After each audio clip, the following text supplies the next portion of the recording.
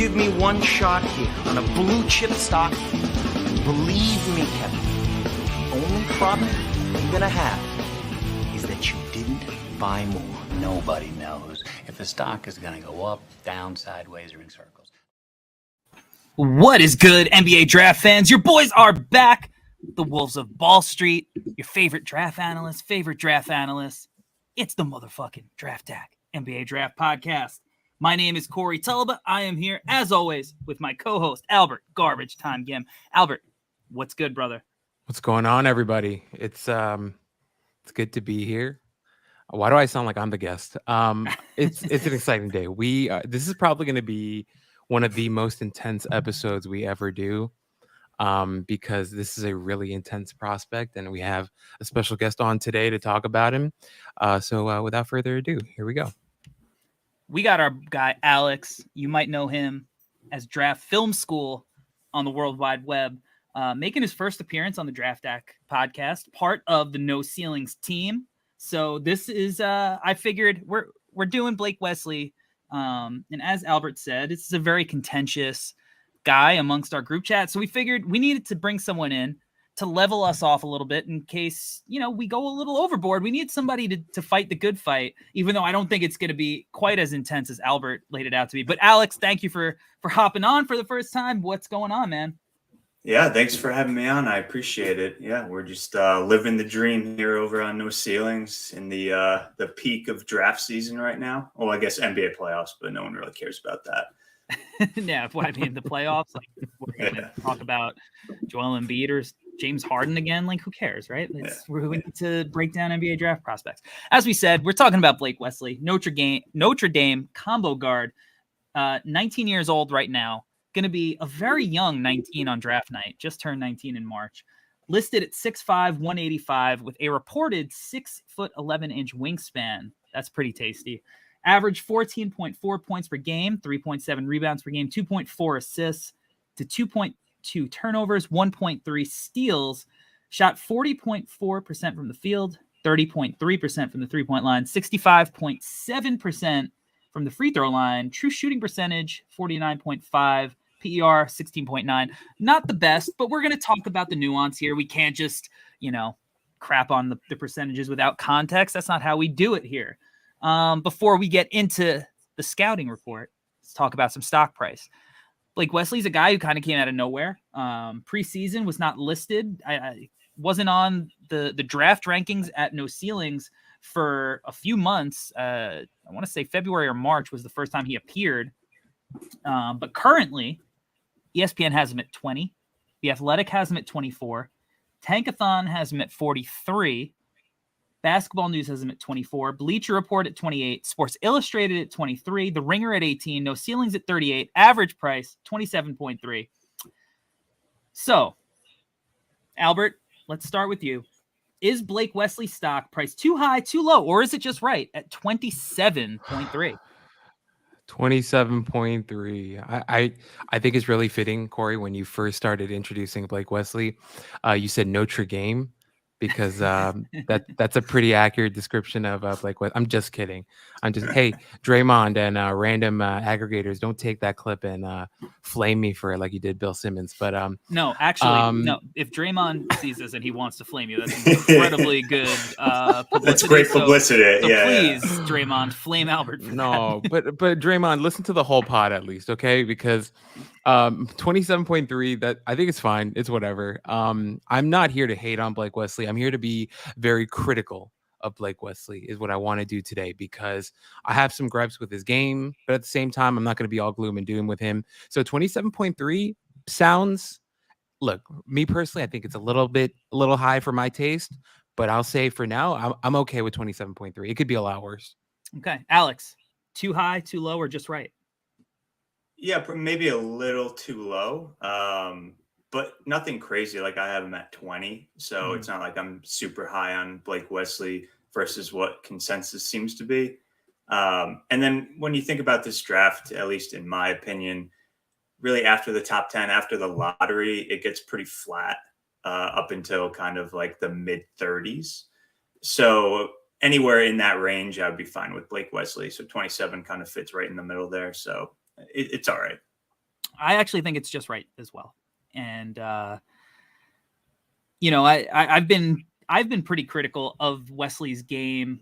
And again, we'll get into the nuance of it, but it's not like the kid doesn't have like a raw talent that kind of pops off the screen when you watch him. So as Alex said, like if a team is going to take a chance on that talent in a draft like this, that's so flat in that area, like I totally understand why you would want to take that swing. So 27 seems perfectly legit. And especially with a guy like him, I think now, like, it's not like it was 10 years ago, right? Like the G League is a legitimate developmental program now, to where like 10 years ago, if you sent him to the D League, who knows what happens there. Now it's like, that's a path that like could ultimately just give him more experience, time to hone his craft. And, you know, he can turn into this like really good value pick. So I'm fine with his stock right there. Now I'm going to give us all 10 imaginary dollars to invest. And I picked, I think, you know, one prospect each that we kind of like, including Blake Wesley. He's one of the three. So that's Alex's guy in this scenario, even though he's 20th on his board. So you have $10 to invest in Blake Wesley, Jaden Hardy, and Ryan Rollins. Albert, how are you spending your money? Good Lord. Okay, ready? I'm ready. Why am I talking to myself? Here we go. Jaden Hardy. Let's do the damn thing. Let's give Jaden Hardy $5. He can do whatever the hell he wants with the $5. That makes no sense. I'm investing in him. $5 in Jaden Hardy. Give me $3 of who am I missing? Who's the other guy? Ryan Rollins and Blake Ryan Wesley. Rollins. Yes, give me $3 of Ryan Rollins, $2 of Blake Wesley. And you know what? To be fair, I've considered giving Blake Wesley a little bit more. So maybe that's a little peek into what I'm thinking here. But I like 5-3-2, but 5 to Jaden Hardy because that's my guy. Alex? I think that's fair. I think I would probably go 4 to Hardy, 3 to Wesley, and 3 to Rollins. I love that. Ryan Rollins, Hive, stand up. Yeah. I'm Queen Bee in the Rollins Hive. So I'm going to give Rollins 6. 10? Oh, wow. Yeah, I'm going to give him 6. I fucking love it. I'm buying in. I'm going to give Hardy 3, and I'm going to give Wesley 1. Now, I did the Rollins episode with Tyler Rucker, and I gave him the exact same scenario with those 3 guys, and neither of us had invested in Blake Wesley at the time. So I just invested one of those dollars into Wesley after watching him, because I think the tape did him more favors than disservice when I was watching it. I came away more impressed. Not like, you know, I'll talk about what I'm not impressed by as well, but the tape, when you really dig in and watch, isn't as big of a disaster because it's, you know, we'll get into it. Okay. Let's start with the shooting, because it seems like something we need to just get out of the way before we, you know, so we could talk, you know, positively about him at some point as well. Alex, as the guy who's highest on him here, is there any salvaging the shooting? I think so. When you go back and watch the tape, I went back and watched literally every jump shot he took today. Thank you to Instat, great partners for no ceilings. And he definitely has some wild misses. The touch comes and goes. The mechanics are a little wonky. He kind of shoots it off the side of his head, across the body. The footwork, I do like his kind of getting to his shot, but once he goes up for the shot, it's kind of a mess. So definitely needs to work on the mechanics. But if you look at kind of his catch and shoot numbers, unguarded catch and shoot, he actually was pretty good on those. And then his off the dribble numbers are a lot better than I expected. I think the numbers actually look better than the tape, but I think he was like rated out as good on synergy and you know, off the dribble jumpers in the half court. So I think there's something to work with. But again, you look at the free throw percentage as well. It's in that, you know, the mid 60s, not a great indicator. So the shooting is obviously the number one kind of question mark with Blake Wesley that I have. And I think that pretty much everyone has that has evaluated him. So I think depending on your opinion on how good of a shooter he can get to, can he get to just league average? Let's just take that as kind of a benchmark.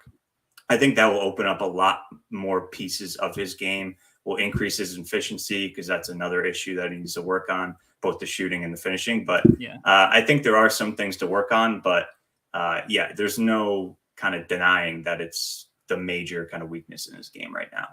Yeah. And you know what? I mean, obviously, like you touched on it a little, like the context of the shots that he's taking, I think, is camouflaging the percentages in a worse way than I think they would be if he wasn't like this super high usage creator who has to do everything for the offense. One of the things I found interesting, thanks to Instat, was in the mid range, he was 52% from the middle and the right side of the floor on like pretty decent volume, but only 13% from the left side of the floor, which was just weird and wonky. But I mean, if you're an NBA team, like, you can help him get shots in spots of the floor that he's successful at early on. And maybe like that's something, taking away those tough shots going left is something he can eliminate, and those percentages go up a little bit. I don't think he's hopeless. I think that like the form is, there's certainly like, you touched on all the little things that he needs to fix, but like, I don't know, I think it comes off his fingertips like pretty well. Like, obviously the misses there, some of them are like clanking. He shoots a ton of air balls, but again, he's shooting hard shots. Albert, what'd you think of the shooting? First off, okay, here we go. No, Alex, I really agree with what you said about him. Not a great start. Funny. I know. It is so funny. I haven't even said anything yet. Him shooting off the left side of his face was one of the main things that I wrote down. Now, he didn't do it all the time, to his credit. I think it's something that it's a little kink that he has to work out. It's just there, and it bothers me. And whenever he did bring the ball to the left side of his face, like, those misses were the ugliest. So I feel like him having that tape and him being able to identify that and work on that is going to be key. But I think it's 100% fixable. And because the results are so clearly bad, whenever he does that, that's an easy one to nitpick. And for his coach or whoever he's working with, they can easily identify that and take that out, I think. Oh boy, the touch is interesting. I wrote on my notes, you know how we have guys who have like negative wingspan? Does it exist? Does negative touch also exist? Because it's pretty shocking sometimes. On Bartorovic, I was looking at his numbers. He shot 51.2% at the rim, which is, I don't know, not great. You expect a little bit more, but you're actually being generous. Yeah, I was gonna, because that's including his transition attempts. Yeah, I think it's like 41% in the half court, 44%, 43. You know, I will say this, guys, and I want to kind of now be a little bit nicer, because you guys mentioned the context. He took some freaking really tough shots, but the thing that I loved about him, that it didn't ever feel like maybe that's a little stretch. I shouldn't say didn't ever, but a lot of the times, like, I like the aggressiveness. I like that he wasn't afraid. I like that he was really trying to get to good spots on the floor, spots that he was comfortable with. He was being aggressive. I liked all that stuff. Like that game against what did I have it written down? It was the Rutgers game in the tournament. That was, I thought, his best and worst game both at the same time. He had some of his best makes in that game and also some of his worst misses in that game. But yeah, there are a lot of, but he was really going at it. And Rutgers I is a like good defensive team in their defense. Yeah, but I like that he was like, dude, I want to do something here. I don't want to just sit back and let the game pass me by. So I do like the aggression that he plays with. I'm just very worried about the touch, the mechanics. I think, you know what? It can be fixed. I really do think it can be fixed. So as Alex mentioned, if he can get to like 35% from three, if he can raise that mid-range number a little bit more, then he becomes a way more interesting prospect. But as of now, the shooting is not very pretty. Yeah, and the finishing is more of a worry to me than the shooting, because the shooting percentage is like, you know, again, some of his makes look pretty good, and it's just like inconsistent form and how he gets into his shot, and like, right, you know, he taking a tough shot, but the finishing is tough, and like 26% from inside the free throw line to in front of the semicircle. So like, there's no floater to counter it. So that's rough. And I didn't feel optimistic about. I didn't, like you said, like I didn't see any touch that made me go, oh, okay. There were flashes here and there, a nice smooth up and under, like a good left-handed layup. He has length. He should be able to, but I think his problem is he's like a blazing, like with a head of steam, he's a blaze. Like he is dumb quick. He doesn't have like the quickest first step, but he's got like long strides that he's able to like get to his spots. But he's way more ground bound than you would think. Like if you just watched his poster on, what was it, like Florida State, I think it was, like you would be like, oh, this dude is a crazy like Jaden Ivey level athlete, but like he's very ground bound. And I feel like that's part of his issue. He's not nearly as athletic in the air as you would think that he is. And again, it's just the weird touch. So I don't know how that's like I don't know how fixable that is. Like there's so much work that's got to go into that. But NBA court, more spacing, maybe more opportunities where you can catch it on the move with a head of steam, beat guys to the rim, simplify his game, not take so many tough shots there. Like I don't know. I don't think he's going to be a 43% at the rim guy in the NBA. Like it wouldn't surprise me if he had way better numbers in the NBA, even as a rookie, if he gets playing time than he did in college. But I'm not that encouraged about it. I will say that. So I don't know, Alex, is there any reason to be encouraged that you saw? Yeah, I think there is. And I think it's mainly because he can get to his spots, both with the shooting. He does a pretty good job at creating space on step backs and getting to his spots in the mid range. Might not knock down the shots, but at least he can get there. So, that's half the battle. And then on the finishing, the finishing numbers are rough, but he also had a crazy amount of attempts at the rim. So he's able to get there. He has some nice hang dribbles, does a good change of pace. You mentioned the long strides. So his handle is crazy. Yeah, no, he's got moves. Yeah, like it's pretty smooth. Like it's a little herky jerky, but like it's a little high. Like the handle's a little high, but it's nothing like that. It's tight though. It's tight. Like and like you said, he gets to his spots. So yeah, totally. I totally see that. And the handle to me is one of the reasons and how he's able to create space, and whether it's on a shot that he's creating space for or like getting to the rim, it is like one of the things you're like, all right, well, what happens if he learns how to like create that space, blow by his man, but now he's playing with a little bit of pace. And now he's going fast to slow and he's throwing guys off and he's not as predictable. Cause maybe one of the things that reasons he struggled at the rim is because he wasn't really doing that, like slow to fast, get a guy, put him in jail and then explode. Like he was just like, all right, this guy is on his way to the rim. I'm going to meet him there and contest. I know exactly what he's doing. If he figures that stuff out, I think maybe, that's something that is reason to be optimistic. Let's talk about the playmaking, because I think that's the other thing that people are kind of excited about with him, right? Alex, what do you think about him as a playmaker, like in an NBA context?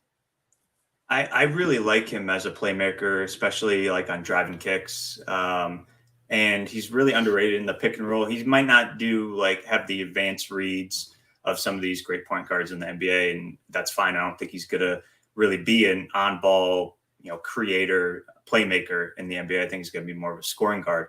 But I think he'll be able to kind of do that second side pick and roll action, drive and kick, attacking closeouts. If he's not getting all the way to the rim, he could find the open man underneath or on a skip pass. So those are kind of the areas of his playmaking that, I really like. And I dove a little bit deeper into kind of the pick and roll passing numbers. And if you kind of exclude the times he tried to score and just passed out of pick and roll, the numbers like skyrocket. Like he ranks in like the 96th percentile among all, college basketball players, which was not something I expected when I was doing my deep dive. But I went back and watched the passes and I was like, yeah, that makes a little sense. I think I tweeted out kind of like a 2-minute clip video of his passes. And there's some impressive stuff in there. There's some simple reads in there, but if he's not your main playmaker, you really only need him to make the simple read, like just make the open pass, not force things. He tended to force things a lot at Notre Dame kind of because he had to. He was only the real shot creator on the team. They had a lot of spot up shooters, not a lot of kind of self creators. So if he goes to a team that already has that in the NBA, which he probably will, less usage burden. I think that can open up the playmaking and hopefully the efficiency overall in his scoring too. What's weird is like, I kind of agree. Like his playmaking is kind of interesting, and I feel like the numbers don't really reflect it. Like, I mean, his usage was over 30, and he only averaged like 2.5 assists a game. Yeah. And then like his assist percentage was 17%, something low like that. But like when you are breaking down his passing, like he's got pretty good touch and placement. Like he'll throw the ball to his big, like up in the air and over to the side a little bit so that it can't be picked. I think he made some interesting like live dribble reads, his drive and kick. Like he really, like when he's exploding to the hoop, he's really going to get a paint touch. So like you have to commit to that. And he's creating that kind of fear in the help defense that they have to slide over. So I don't know. I'm pretty optimistic about that secondary playmaking, more so than I kind of thought I was. Cause one of the issues offensively that I've always had with Wesley, and the conundrum that I think it's like, what kind of team context is he going to be able to like thrive in the right way? Because usually like these type of guys, like these offensive like spark plug guys, like that's my bag. Like I love these guys. I loved Cam Thomas. I loved Josh Christopher last year. And there's just always something that I felt like was missing with Wesley. And I wonder like if he's not going to be super efficient on the floor, if he's not going to be like a big time off ball player, which I think, you know, if he's able to knock down outside shots off the catch, that'll obviously help him get on a floor. Then like, do you want the ball in his hands? Like, even though he's a good playmaker, like how much usage is enough usage for him? And if you're not giving him enough usage, is it enough for him to be impactful? So that's kind of the conundrum I've had, but it's like, he can do the passing stuff. And if he's going to like run a second unit, like maybe that's where he can actually be useful, get his offense, be a guy that's going to come off the bench, maybe get hot. But if not, he can, you know, get other guys involved. So I'm optimistic about the passing. I kind of wish that there was a tiny bit more of it, because when he does it, it's pretty interesting. What do you think, Albert? No, I definitely agree. I think part of, just to piggyback off of what you're saying, Corey, I think part of that is also the team that he played on. He was not playing with NBA level talent. So that might be part of the reason why he was a little hesitant to pass the ball as much. But I honestly, in terms of the passing guys, I don't have much to add, because you guys literally said everything that I wrote in my notes. I wrote his passing is fine.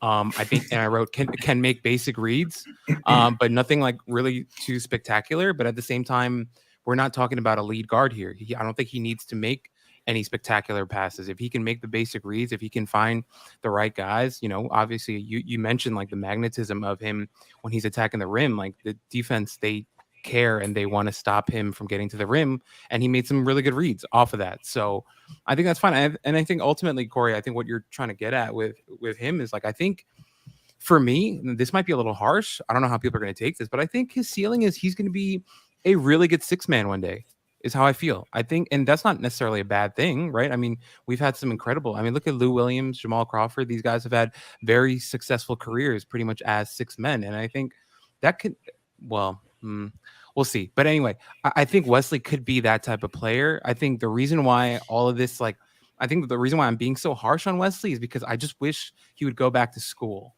is my main point with him that I want to get to. Because if you look at Benedict Mathurin after his freshman season, he had a lot of question marks. People were like, what's good with the handle? What's good with the playmaking? Is he going to shoot it enough? He went back for his, I think they're still sophomore questioning year. the handle and the playmaking. Maybe, yeah. But he made strides, you know, and now he's in the discussion for, you know, to be a top 10 pick. And I think that's how I feel about Wesley. I'm not saying he'll necessarily go back and, you know, cement himself as a top 10 guy, but I think it'll be good for him because, you know, I think he could use that time to keep developing, especially the shot like we talked about. But anyway, the passing, good, not spectacular, but he doesn't need to be spectacular is how I feel. So yeah, and I think he said he's not going back. I think that when he declared it, I think he pretty much like shut the door on going back. But no, I'm with you. I'm glad you brought it up. I think it would probably raise his draft stock if he were to go back. Because I was looking at like you mentioned, Mather, and I was looking at like Jaden Ivey. Yeah, that's the guy. His freshman numbers, if you look up his next to Blake Wesley, they're pretty close. They both shot like 40%. Ivy shot like worse from three, pretty close on free throw percentage, like same amount of turnovers, assists, rebounds, all that stuff is pretty much spot on. So like, yeah, he could have been like a breakout sophomore guy that we're talking about in the 2023 class. But if he's getting a first round promise from someone, I can't knock the kid for leaving early. And I think that there are a few people who have kind of hinted they're not coming back on, whether it's Twitter or whatever. And I think some of them, when they get feedback from teams, are going to go, well, you know what? Maybe I should go back.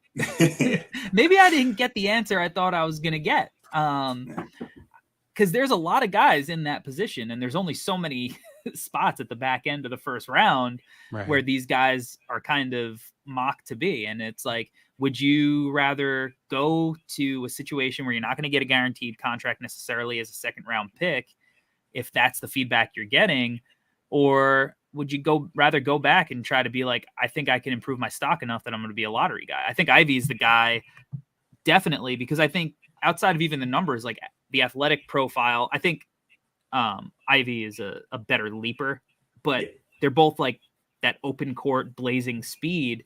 And it's like, can you control the car?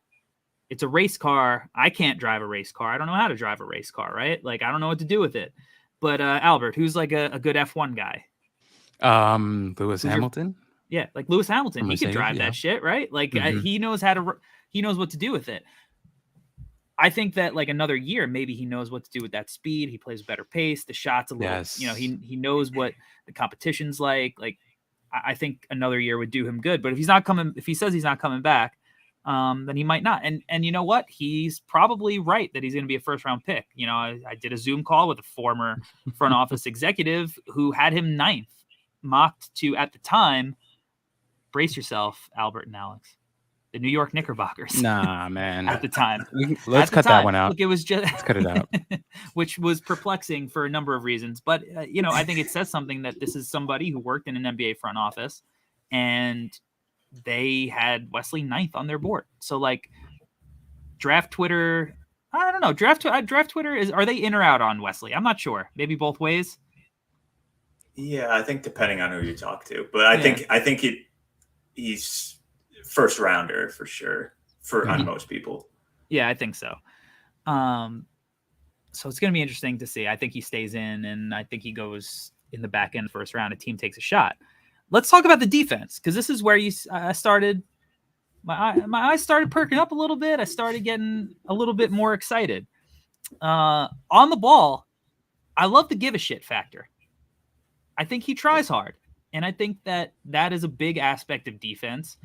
I was talking to an agent recently, and he said he had one of his NBA clients hop on a call with a couple of guys who were working out in preparation for the draft, and they were like, "You have any advice?" And the NBA player's advice was try hard, because not everybody tries hard. So if you try hard, like, you're giving yourself a chance to, do something out on a court.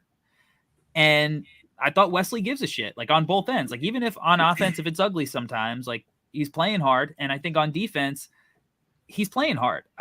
On the ball, I think sometimes his footwork's a little sloppy. I think he's got like weird hips. Like, his hips are a little tight. They're like he's got like a narrow frame, but his hips are maybe a little bit wider than his body, like very slightly. So he gets a little like his feet cross a little bit.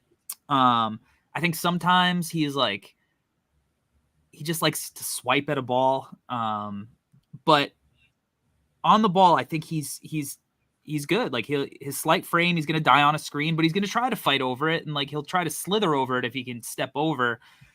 And that length, man, that length is legit. Like, he contests some shots. So I was impressed. Albert, as another like guy who was a little, weary about him as a prospect. How did you feel about his defense really grinding that tape? So watching him on defense made me think. So last weekend, the NFL held the NFL draft, 7 rounds. Watching Blake Wesley played defense, I wondered, did Blake Wesley choose the wrong sport? Because as a help side defender, he was hawking some balls like prime Ed Reed. And I was like, is Blake Wesley just supposed to go play football and become a free safety? Because some of that stuff was awesome to watch. And, you know, you mentioned, Corey, the give a shit factor. I thought it was both on ball and off ball at times. Like he had some really nice steals of passes, you know, and I was like, this is fun. This is cool. This is much better than I was expecting. I thought on ball, though, you mentioned like the feet, like when he was coming out on closeouts, sometimes his body looked so weird to me. I had no idea what was going on. Like his feet looked kind of strange. And like, I don't know. When he ended up at the shooter, he looked really weird to me. So that's one of my big gripes with him. But no, definitely defensively, I was a lot higher on him than I expected. And there was a lot to like. But the effort is real. And as you mentioned, he got massacred by some screens. So worth mentioning for sure. The closeouts kind of looked like, you know, like the Travis Scott where he's like holding the microphone stand in the air. Like that's what his closeouts That's a good one. Looks like one. sometimes. Yeah, sometimes he would, I don't know. He'll die on the screens, but if that's my biggest gripe with him because he's skinny, like on the ball and like sloppy footwork, something like NBA players are going to blow by you. Like they're good on offense. You can't check them every single time one-on-one, you know, like they're not Deuce McBride. I'm just going to throw that in there for you guys just to get you all, you know, a little more excited about the podcast. My loins. And again, the effort I love. Is there anything you're worried about defensively at the next level with him, Alex? Yeah, I mirror kind of what you guys were talking about with, you know, he does seem to have like higher hips, kind of like reminds me a little bit of like Obi Toppin, obviously the guard version where like his legs are as long as shit. And like, he kind of moves like a giraffe out there a couple times when that's really good. He moves like a giraffe. That's amazing. Especially on the closeouts that you guys were mentioning. But overall, I mean, he's a pest. Like I would not want to bring the ball up the court with him guarding me, like 6'5" with 6'11" wingspan. Like he just swallows up smaller guards. Like they can't do anything with him. You mentioned the give a shit factor. I think that's real. I don't think that's going anywhere. You know, how many 30 usage 18-year-olds in college basketball or any level of basketball, like actually care about defense and play hard and take pride in that side. And he obviously does. And I think that's huge. And Albert mentioned kind of the off ball stuff. He has good anticipation off ball, jumping passing lanes. You know, he'll do like some digs off ball when guys drive by, and sometimes it's just like a quick poke at the ball trying to get a steal. Sometimes he'll actually rotate over and help a little bit. So that's kind of hit or miss. And then, yeah, dying on screens is kind of the other thing. But there are times when you look at the tape where he will get around the screen and recover. And because he has that 6'11" wingspan, he'll get like a shot contest when a guy like pulls up from mid range or something like that. So it's not like he's working from nothing on that aspect. So overall, I'm very positive on his defense. It's probably the most positive kind of takeaway from me on his game, other than maybe just his ability to kind of create shots and get to the rim. Yeah, I agree with that 100%. Like you said, like he could chase shooters around screens, like off floppy action, pin downs and stuff, just because he can recover into the play, even if he gets hit by the screen a little bit. I also agree with like the over helping. Like I don't think he's 100% principled in like NBA defense yet. Like he'll over help on strong corners sometimes. But I would much rather somebody be over helping than not trying to help at all and just needs to be coached up and watch more film. So I don't know. I'm pretty positive overall about his defense. And, you know, for a guy that's that skinny, I think it'd be easy for him to kind of just get beat up physically and with the 30 usage, not try. So I'm good on him, because I think that that was definitely a positive. Do we think that like he's a guy that could put on weight at the next level, or is he always going to be like a skinny guy? Like, is he going to fill out? Albert, you're the body guy. Yeah, no, I love what Alex said about it, like his hips and the Obi thing, because he's one of my like least favorite body types with the short torso, long legs. I've always talked about that, but I don't know, man. Like I feel like he's really thin, but he could add some weight, right? I mean, Giannis was ridiculously thin, and he just lived in the gym. But Giannis also was ridiculously thin yeah, because he wasn't having meals. exactly. Like Hey. in Greece, like he was, he wasn't eating. He was What because if of his the situation. What Much if the different food? circumstances. What if the Now, food at Notre Dame is terrible? You know, I've Like, I've what been if- to I've been to Notre Dame. It's They have a lot of money at Notre Dame. I think their Beautiful meal plans are campus. fine. Oh God, I don't know, man. I think maybe like if Wesley adds like 15 pounds, that's actually a lot for him. I think. Who knows how much he actually weighs, right? Like probably like 140, 145. But adding 15 pounds will do him a lot. So I don't know if he can do it, but I'm hoping he can. But he is really thin, and I don't love his shoulders either. Maybe that's just me.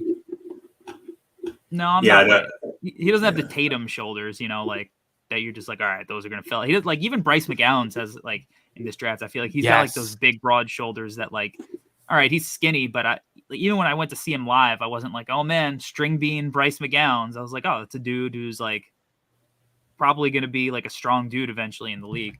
I don't necessarily see that with Wesley, but And Bryce McGowan's like seeks out contact. Like Yeah. he'll go to the rim like looking to get fouled, and like his free throw rate is like 50% or something. Yeah. I really like like that. him. Wesley sometimes will look to like avoid the contact a little bit, and maybe like strengthening that frame will help him look for contact. And then some of those bad finishes we talked about earlier will be free throw attempts instead of, wild kind of like just trying to go up around the defender and throwing up some junk. What NBA team do you think Wesley, will give Wesley the best ROI? What do you think, Albert? Are there any teams? Because this was a tough exercise for me. I'm not gonna lie. I tried really hard because I was like, oh, okay, I see the vision getting him in that like 20 to 30 area, even if it's not necessarily me. Like I see the vision, and then I started going through the teams, and I was like, oh no, what do I do? Not that team, not that team, not that team. So here are some of the teams I went with. Okay. In the first round, I thought maybe Milwaukee at 24. They're long, they defend. Yeah. Middleton went down, and obviously I don't think he's stepping into like championship level playoff basketball to make up for it. But like Drew is not a consistent like offensive creator. He has his games that he gets hot, but like maybe they're a team that could use a player like Blake Wesley to like run some offense off the bench, so Giannis doesn't have to put up 60 points, 20 rebounds, and 15 assists every game in a scenario like this. Memphis at 29, because I feel like, obviously Ja Morant's amazing. I think that Zaire has been awesome this year, but I think he's been awesome because he looks like he could be Mikal Bridges and not necessarily like, this big shot creator. Desmond Bane's creation is obviously a higher level than I think NBA teams thought during the draft or pre-draft, but it's also, he's not a guy that you're just like, can you go cook for me? I don't want Dylan Brooks to go and cook. So I feel like they're a team maybe that could like use like a secondary creator who could maybe make a little bit and get their own shot. That could be interesting. Second round, Raptors at 33. I feel like they could do a good job developing him. Long, athletic, little playmaker. Well, him and Scotty Barnes. Not a lot of shooting in this scenario on the Raptors, but that doesn't seem to stop them.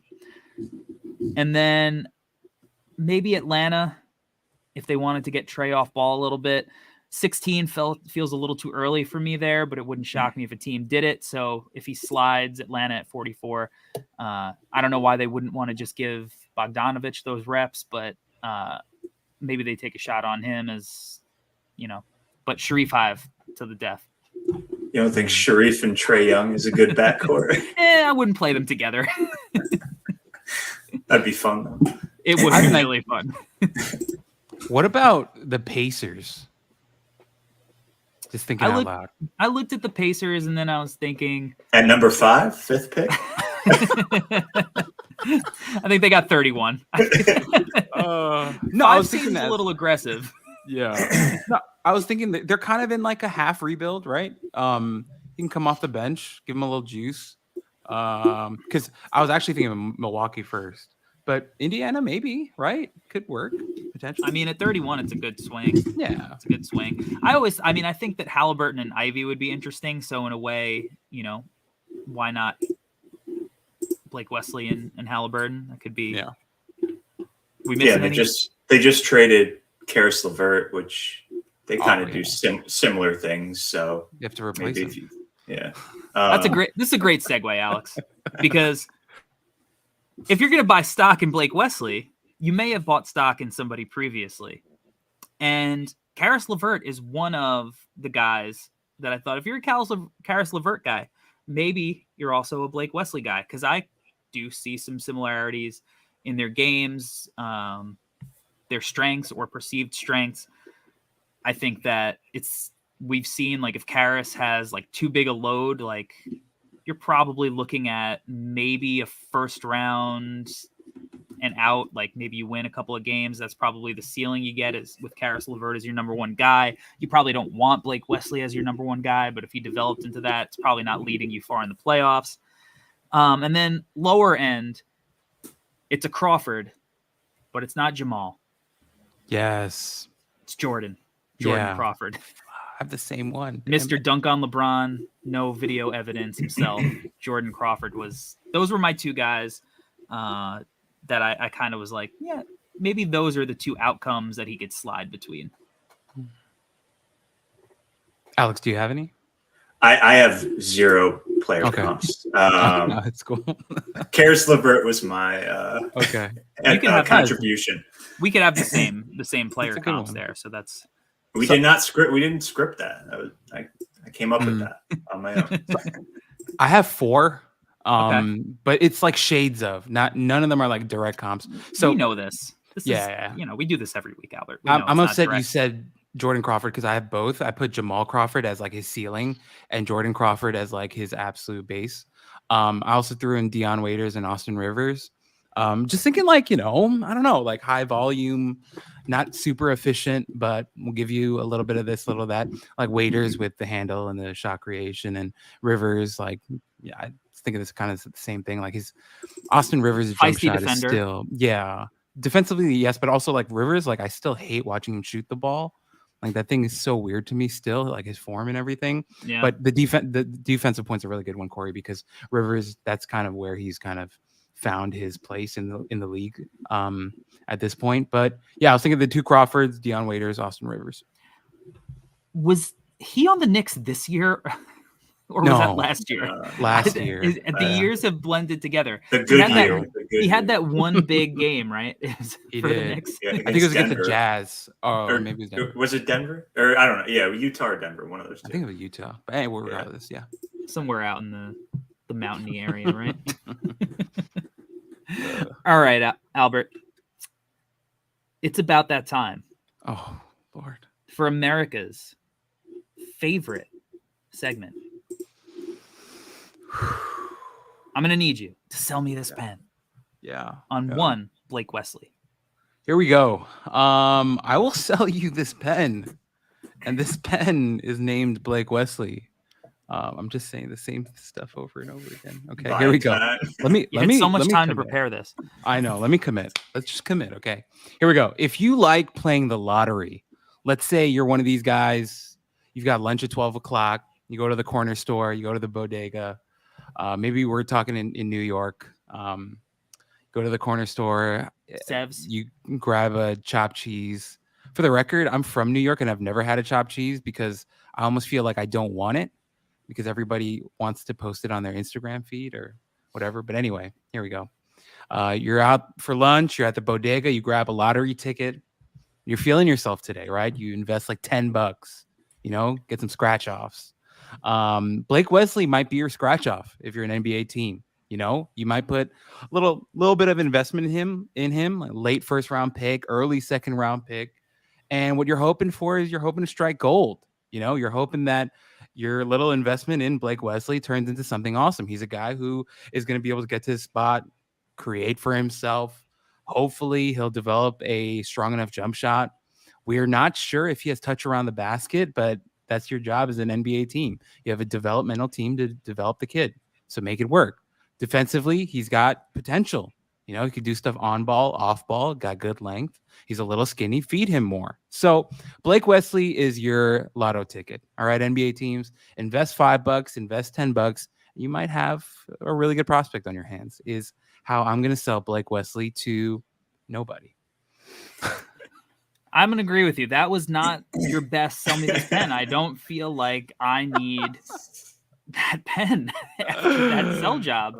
If we're and the way this episode was going, I was starting to really buy in, and then all of a sudden I'm like, Jesus, I don't need to buy a scratch off. Let's throw in money down the drain. Hey, scratch offs are fun. Let me go get some. Let me go buy $10 worth of Taco Bell instead or something. Maybe go to Chipotle. Give me a scratch off. Oh, that was. I knew that was going to be a challenge for you. I know it was because I knew this one was hard, but you tried your best. I tried my best. You know, you can't knock it out of the park every single week. Sometimes you're going to swing hard and you're going to strike out. But look, there's always next week to step back up to the plate and, you know, try again. I think the next guy we're covering is it's going to be an easier pen for you to sell. Maybe. Alex, thank you for joining us tonight for the first time. This was a lot of fun. I feel better about Blake Wesley than I did previous to recording. So tell the people where they could find your work and all your social media and just everything in general. I appreciate you having me on. You know, it was good talking Blake Wesley up until the last 2 minutes when Albert kind of killed the vibes here, but all good. I'll send us off here.